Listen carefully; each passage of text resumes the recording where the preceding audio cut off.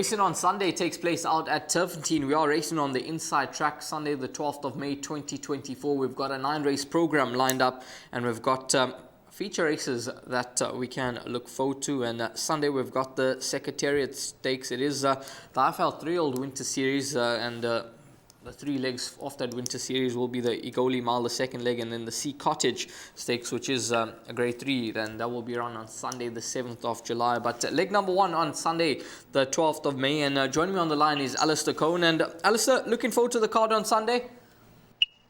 Yeah, absolutely. Hello, Rahil. Hello to all the viewers. It's a good 9-race card that I think is quite interesting. You know, we might not have the heights of Hollywoodbets Greyville at the 1900 race meeting, and obviously it's the end of what has been quite a weekend. But there's some very interesting horses running all the same. That listed Secretariat Stakes, it's always been a nice race because it is a little bit of a hint of which horses are obviously below that grade 1 and grade 2 level that could have wins to come at reasonable handicap level. So really looking forward to that. We've got some of the golden oldies running as well, so it should be good fun at Turffontein on Sunday. 9 races on the program, which means that the bipod will commence with the running of race number 2. And race number 1, 12 o'clock, 1600 meters. This is a maiden plate for fillies and mares. And having a look at this race here, number 7, Oxalis Gold, who ran second behind Pointer. And it was quite interesting that Mike de Kock decided to drop this 2-year-old daughter of Gold Standard in trip. After running over 1450 on debut, dropped her to 1160, but I think back up to 1600 meters is going to be spot on, and I think she could be hard to beat. A very, very hard horse to beat. Pity this is not part of the bypass or any of the exotics, because I'd make her a banker.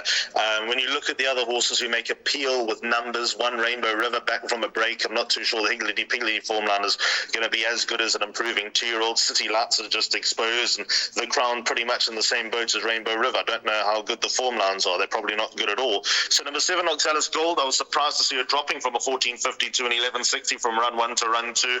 As expected, she was ice cold in the early stages over the sprint. It was probably more of an education than expectation. Obviously, she came out on top, then it would have been a great result. But with that said, I think this was always probably the setup and the plan.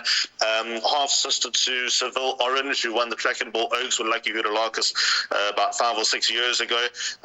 She'll be a very hard horse to beat, number 7, Oxalis Gold. So very all in, would be a banker in all bets, but sadly no exotics. But work around with number 7, Oxalis Gold. If you're playing your sort of trifectas and quartets, banker her to win. You could probably bracket 1 and 5 for second and third, and hope for some almighty result in fourth, although looking at it you probably won't get it. So ways of playing it, ways of making money to go into the bar pot, which starts in race number 2, but Oxalis Gold I think would take a power of beating.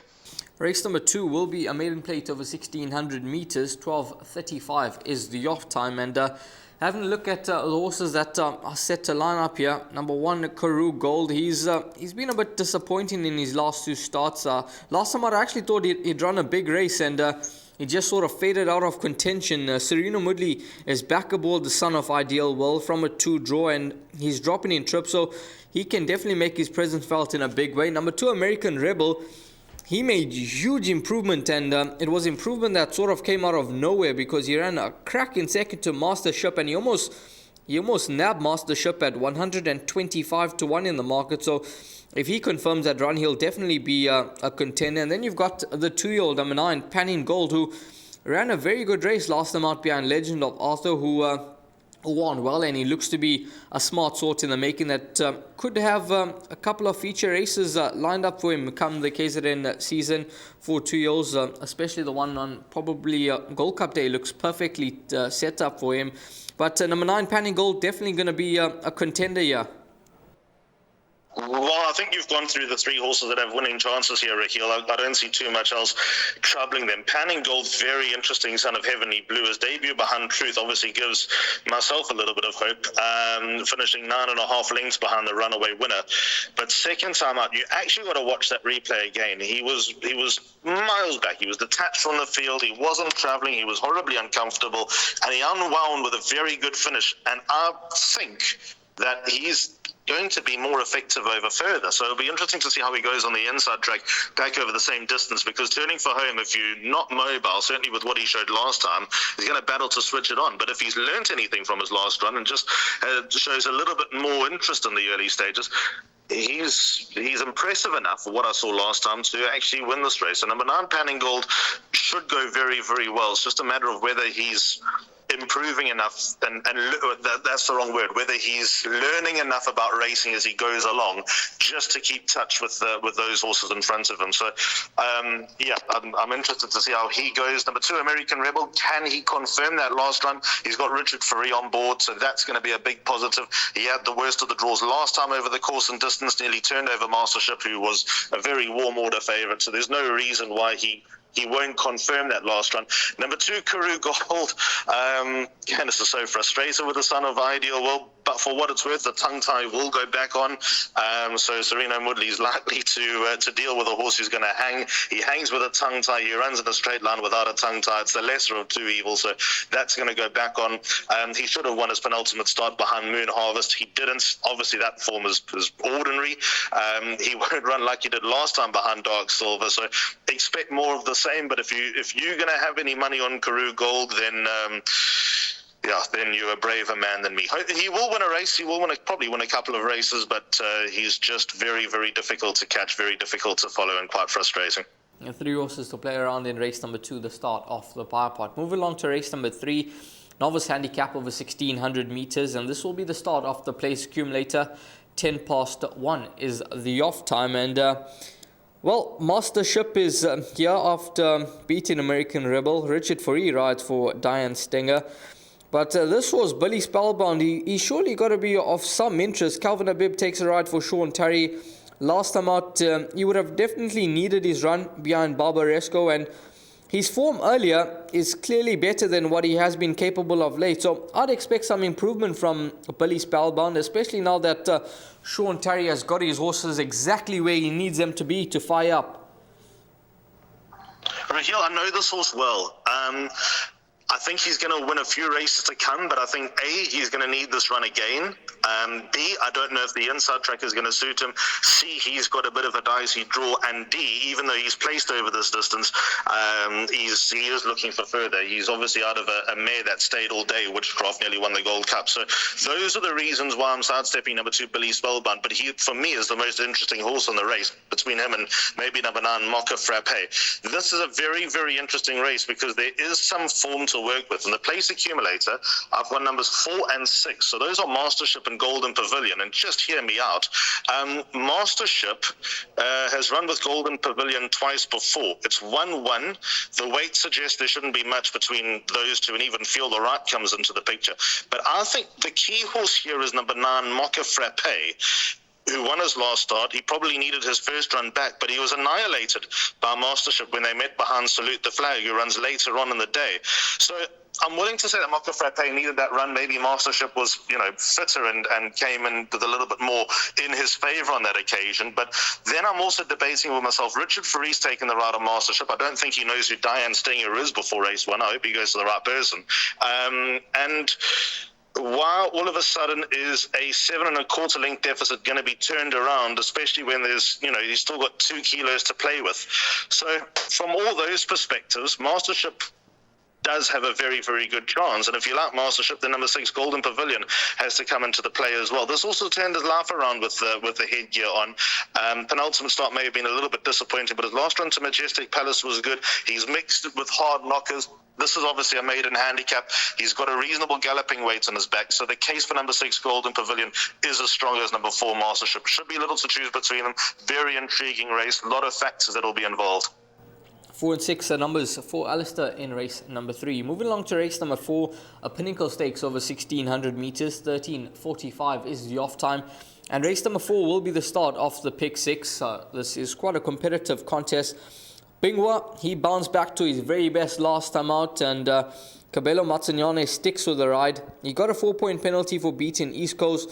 You've got Eye of the Prophet, who's a good horse on his day, but he's been off form of late. But Rachel Veneker is aboard him once again. And then this horse Forever Mine, who seems to be best over 1400 meters, and Mike de Kock is stepping him up in trip to 1600 meters. Richard Fourie takes a ride, so he's obviously got to be of some interest as well in this race. But could Bingwa be hard to beat here? He could be Raheel. My reservation, look, I think two horses can win it. Bingwa's my second choice. I've actually gone banker in the place accumulates with another horse, which I'll get to in a moment. Bingwa, every chance, is a very, very good horse. He's a two-time Allard Steel Road on a mission mile winner. Cabello Mazzoniani handled him brilliantly last time in a Pinnacle Stakes when he came back to form. Is Bingwa a 120 these days? I don't know. He beat East Coast, who I think is probably flattered by his merit rating these days. But still, Bingwa won a good race, showing brilliant signs of life, coming back to life, and that was just great to see. He can be a difficult rider, and like I said, Cabello handled him brilliantly, so a big chance. But my top selection here, I'm very keen on number 6, Lady of Power, best weighted horse in the race. There have been signs of life of late from this daughter of Master of My Fate. I think the light weight has just come at the right time for her. To freshen up after 71 days off, she had a pretty tricky festive season that she was on the boil for quite a while. She travelled down to Durban in the Flamboyant Stakes, where she had to shoulder top weight, and she was probably just undone by that heavy burden that she had to shoulder. She's going to think she's loose here for the first time in her career. She's a huge player. She is a Grade 2 winner. She won the Volkerbos South African Fillies Guineas as a 3-year-old. I think that she's come to the right type of level now, number 6, Lady of Power.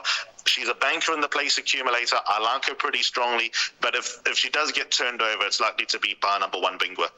6 and 1, the two horses that you can play around, but Alistair quite confident about the chances of Lady of Power in race number 4. Moving along to race number 5, 1800 meters. This is a Fillies and Mares 86 divided handicap. 20 past 2 is the off time, and horses in this race here, there are quite a few horses that do seem to have winning chances. You've got this horse Special Charm, who gets the weight off the back once again, and I was encouraged by the headway that she was making last time out, but Paul Matchett has decided to drop her in trip back to 1800 meters. You've got I Am Regal, who will certainly be a lot more effective over this distance. And then this horse, Saved with Roses, she absolutely romped home to victory last time out. She's gone up 5 points, but with that win under the belt, and she's got just 54.5 kgs on the back, this could be the right type of race for her to have a say straight out the maidens.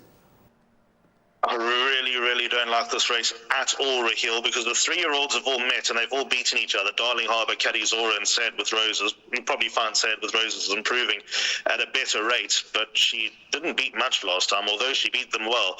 I'm taking a stance here on the older horses, but with no real conviction. I've gone 4, 6, and 7 in my place accumulator, and I'll tell you why. I'll start off with the Place in the Sun, who, by pure numbers and what she's done since joining Brett Crawford, she's got to have a big chance. I watched her last run, Hollywoodbets Kenilworth, with Brett Crawford, who was obviously in Cape Town, and I said, Brett, will she stay? Because I made her a good thing over 2,600 metres in that field despite giving weight. And he said, yep, she will stay. Well, let me tell you, it was the most awkward 170 seconds I've ever spent with a trainer, because she had no right to win. Pierce Stratham nursed her the whole way. The moment she got onto the bridle, she dropped to the air. It was awful. There was nothing to like about the way that she ran, but she still won because she was better than anyone else in the race, and because she's improving at a rapid rate. She's got a difficult draw, which really doesn't worry me, because she doesn't travel. She's going to be dropped out. She's back to the same course and distance where she ran second against Boys at her penultimate start behind Judgment Day. She's going to have every chance, but she is a very, very hard watch. There's number 7, A Place in the Sun. I hope that the stamina built into her in her last start doesn't take out that finishing kick that she's got over shorter, because she's going to have to travel a little bit better than what she did last time. If she does travel a little bit better, then she could be the horse they all need to beat. But I hope that she hasn't learned bad habits. 4 and 6, the backup. I'm always a fan of number 4, Special Charm. She came well this time last year. She looks like she's coming well. She's maintained her form. Rachel Vinegar takes the ride for Paul Matchett. 1.5 kilos off the back, so 56 kilos for this filly, for this mare. The Matchett horses are always difficult to split in these races, so I Am Regal should be somewhere around her as well. And then number 6, Rosie Lemon. I'm always hot and cold with her, but she won a good race last time, beating One Religion, again coming from the clouds. So she's got a turn of foot that not many others in this race can match. So for both her and A Place in the Sun, the pace will need to be on. There should be a fair amount of pace here with Magical Flowers and Opera Glass. And Opera Glass is the last horse I want to mention, although not in my PA, she will go into my pick 6. But if the pace is on number 6, Rosie Lemon can be finishing at them the way she did last time. When she feels good, she can be quite dangerous. And then talking about number 2, Opera Glass, when Gavin Lorena rides this Daughter of Flower Alley, watch out. He's stuck with her. She was disappointing last time out, but Gavin's sticking with her. He's got a good record on this Daughter of Flower Alley. She hits the boards more often than not with him on board. So just keep an eye on her. Maybe include her in your bigger perms. Trappy race is the 5th race on the program, and could be one of those races where you get a bit of a train smash result in the exotics. Moving along to race number 6, and race 6 will be run over 1,800 meters. This is a fillies and mares 72 handicap. 14.55 is the off time. It is the start of Jackpot 2. This filly, DeMarco's Jet, Richard Fourie aboard for Waishong Marwin, ran a good third last time out behind Rosie Lemon, and she seems to be improving nicely. She's going over 1,800 meters once again, so she's definitely a filly that I think will run a huge race. You've got this horse Red Knot, who will be on a quick backup. She ran third, just beaten behind Viva de Janeiro on the 7th of May, and that was over 1,800 meters. So if she takes a place, she could certainly be of some interest, especially from gate number 2. And then Pascal Samouraï, well, last time out, she got the job done with Muzieni. She's gone up, 3 points for that victory. Just concerned about the draw, but I think she'll be on the premises once again. You've got Demova, who can be in with a chance. Linger no more as well. So it's another race where lots of winning hopes. Lots of winning hopes, but I'm very keen on a horse here, Rahil. I like number 6, Demover. Draw 1, huge advantage. She was off for 18 months. Between August 2022 and February 2024, she obviously needed her first run back. She needed it badly. She was never going to make an impression, and she didn't. But her next run behind Pascal Samouraï, huge signs of life there. I really like what I saw from her last time out. She comes in here with a 1 kilo better advantage. She'll be better off for that run. There'll be less cobwebs with her after an 18-month break. I think number 6, Demover, is a huge, huge chance with Muzieni on board for Joey Soma. The yard and the combination have come to life over the last few weeks. So she is my top choice. And, just looking at all these horses that have had a lot of racing under the belt of late, you've got to be uneasy about some of them. 3 Crimson Forest to potentially chase her home. This Daughter of Silvana, I think, is, she is what she is. Her rating of 75 probably tells you that. Little merit rating reduction on the back of her last run. Her run in the Oaks trial put her quite safely in front of number 2, Be Real, who'll probably have her supporters with Striker on board with blinkers back on. And you got DeMarco's Jet off a very heavy weight, giving weight away. So I'm comfortable with my numbers here, numbers 3 and 6 in the place accumulator, but the case I've got for number 6, Demover, is pretty strong. I like her a lot. Yep, Muzieni has decided to ride Demover over sticking with Pascal Samouraï, so that's obviously of interest. And from gate number 1, 54.5 kgs on the back. She's likely to be a massive, massive contender, is Demover in race number 6. Moving along to race number 7. This is the feature on the day, a listed contest over 1,450 meters, the Secretariat Stakes. 3:30 is the off time. Now, this horse... Command Pilot, he's been a horse that I've been interested in from his debut performance behind Archimedes, and I thought he was terribly unlucky to not beat Prince of Green in his penultimate start. He's been given a rest after his last start where he was very disappointing.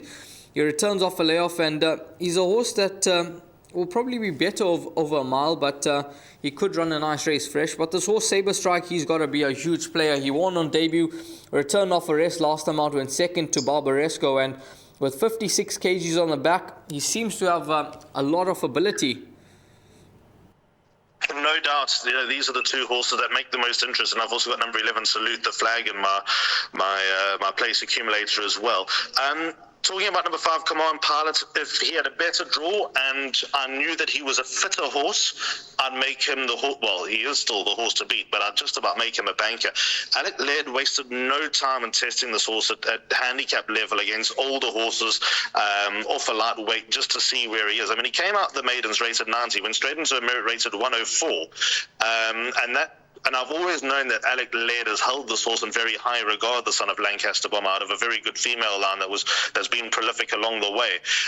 He's been well and truly tested, this horse. And if he's not in need of the run, and there is a bit of luck from the deep draw, it looks like his running style will allow him to drop in. But if there is a little bit of luck and the gaps open up and the pace is on, I think you might see a little bit of class from number 5, Come On Pilot. 7, Sabre Strike. What a run that was behind Barbaresco. Barbaresco obviously finishing in front of William Iron Arm about 10 days earlier.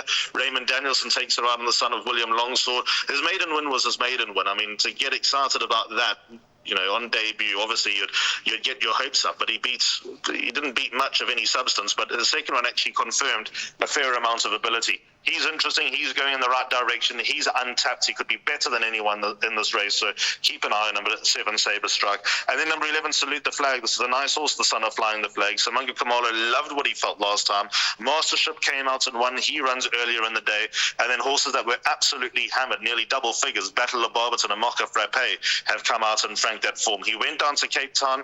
The expectations were probably a little bit higher, but he got to Cape Town a certain horse, and he left Cape Town a totally different horse. It's amazing how he transformed down at the coast at number 11, Salute the Flag. So he'll run well from a good draw. Samunga likes him, and he's doing very, very well at home. So he's a little bit overpriced in this race. That's horse number 11, Salute the Flag, one to include in the play. But 5 and 7, the horses that could certainly dominate in this. The Secretariat stakes are listed over 1,450 meters. Moving along to race number 8, and this is the Fillies and Mares 96 handicap. 1,450 meters the distance. 4:05 is the off time. Now, race number 6. What's your thoughts on race number 8? Rather, what's your thoughts on the 8th race, Alistair? Fillies and Mares at the 96 level. Obviously, going to be competitive. Do you have a top selection? Yeah, there are fewer chances. Top selection is number 1, Good Queen Bess.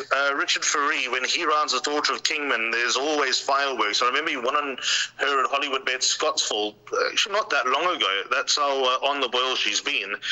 And it was impossible that she could win the race. And Richard, being Richard, managed to thread her through and get the win under the belt. So that's exactly what she's capable of. She's run at far stronger company than what she takes on here. She's been at listed level of late without being disgraced. I don't know whether she's actually got a distance, if she's prolific over one trip more than any other. She pretty much runs the same race and got the same running style, so you'd always be flattered or always be deceived into thinking that she'll get further. And then she comes back to the sprints and she runs exactly the type of race and she nearly wins all wins. So 1, Good Queen Bess, just the fact that she's dropped in class, gets Faree on board, is my top selection. 3, Just Be Lucky. I mean, she's 1.5 lengths behind Feather Boa. Feather Boa was in this race. You would put the lights out on her.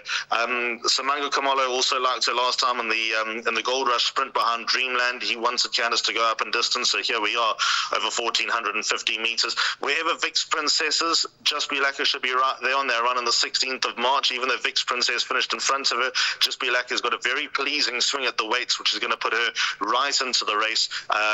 She needed her first run back in Joburg as well. It was actually an absolute mess, but she'll run a better race. She'll run her best race in Joburg since returning. So 1 and 3 for me in the PA. And then number 4, Cape Lights for pick 6s. She hasn't been blessed with good draws of late. She's definitely capable. Gavin Lorena's on board. You don't see Lorena in Sage too often, so just watch out for a nice run there. And when they team up to good success. 7 rides for 3 wins and 2/3. So that could be a very interesting contender, number 4, Cape Lights. But 1 and 3, the horses in race number 8. Moving along to race number 9. This is the final race on the day. 1,450 meters. The Fillies and Mares 78 handicap. 16:40 is the off time. Race number 9. What's your take on this contest, Alistair? Not easy at all. Very, very tricky race. It's hard to narrow it down. In order of numeracy, in my place accumulates, I've gone 4, 7, and 11. Suitor, Courageous, and Across the Pond. This is why Suitor's untapped potential. Her win down the Vaal Straight was excellent over City Lights. Beating City Lights, how excited can you get? But the way she won was encouraging. She did everything like a professional. She's out of a grade 1 winning mare. She drops in distance, but I think the turf Turffontein inside track will probably be a little bit easier for her, to be honest, than down the straight, because she was all legs down the straight. So yeah, she'll have a chance just because she obviously is coming to hand. She's untapped and she could still be anything. She could be well above the handicap at number 4 Suitor, but we'll learn a lot after this. 7 Courageous, very, very consistent. She's had her excuses along the way and she's still put in good runs. So the draw's obviously not ideal. Kamalo's on board here for Candace. Her last run behind Light of Day, where she had to give weight away, she just didn't travel at all in the early stages, but she came with a good late finish. Hopefully she won't be running out of racetrack, number 7 Courageous, but you know, she absolutely hammered Mizzen Sail, and Mizzen Sail's has done a lot more than what Courageous has done. So if she's in the mood, she could be very dangerous. And number 11 Across the Pond, obviously with a run in the Phillies Nursery last time, that form line is just too good to completely write off. And with a light weight and with a good draw, this is a good old St. John Grey stunt, this with number 11 Across the Pond. He's going to get a good line here, a good gauge here. I am absolutely convinced that she will be at the KZN Breeders' Race Day, the week before the KZN with the Hollywoodbets Durbanville, number 11 Across the Pond. And I think this will give St. John a very good line, exactly where he stands, and whether there are other trips to Durban to come or not. So those are the 3 horses in my place accumulator here, Raheel. Also got time for number 9, Sahara Dawn. I don't think she's all that bad. Craig Zacky's on board for Sean Terry, as you have mentioned over the last few weeks. That combination, well, Terry certainly hit his straps over the last couple of weeks, and Zacky's riding well for him. I think that she's also coming into a very, very dangerous zone here of a rating of 72. So she would go into my pick 6 as well. Yeah, I thought the manner in which she stayed on last time out of a 1,200 meters could just be a sign that she's ready to take on tackle further now, and going over 1450 could be the right step in the right direction with number 9 Sahara Dawn. But number 11 seems to be a very, very interesting contender here. 2-year-old taking on older horses for St. John Grey and Jeffrey Saister. We're going to move along to the suggested bet now, and Alistair will take us through his suggested bet for racing on Sunday out at Turffontein. And Alistair, take it away.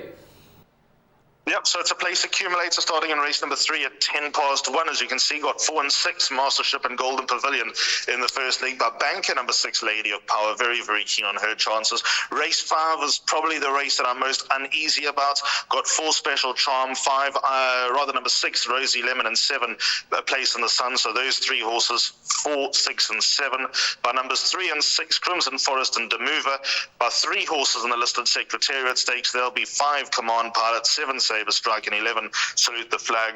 By 1 and 3, Good Queen Bess and Just Be Lacquer. And then the final leg of the place accumulator, again gone 3 horses, 4 Suitor, 7 Courageous, and 11 Across the Pond. It's quite I'm stretching the budget a little bit with this place accumulator, but I think you need to. I think the bets to catch are definitely the Barpot and PA. They'll pay nicely. Certainly looking forward to the race meeting on Sunday. Alistair, thanks very much. Obviously, it's going to be a big weekend in South African racing with the World Sports Betting 1900 on Saturday at Hollywoodbets Greyville, and hopefully we sort of get a fair indicator of who could be a big player in the Hollywoodbets Durbanville. I think we'll know a lot more after this after Saturday, because obviously we've got the Guineas on Wednesday, where we see Green with Envy taking his place, and he looks to be a major player, and then the 1900 on Saturday. Yeah, well, obviously the stance is whether guys are going to want to go with older horses or younger horses. I think the 1900 on Saturday would have been probably the one of the last clues that you need going into the Hollywoodbets Durbanville. Probably not definitive answers just yet, but definitely a lot of clues, because a lot of guys are thinking that this is the year that the sort of underrated older horses could be effective. But we shall see. We'll learn a lot more in the coming weeks. We certainly will. All the best with racing on Sunday out at Turffontein. It is the first leg of the Highveld Winter Series for the 3-year-olds, that being the Secretariat. That is the headliner on the card, but there's still plenty of other racing on Sunday out at Turffontein that will certainly catch the eye, and hopefully you manage to make yourself a bit of cash.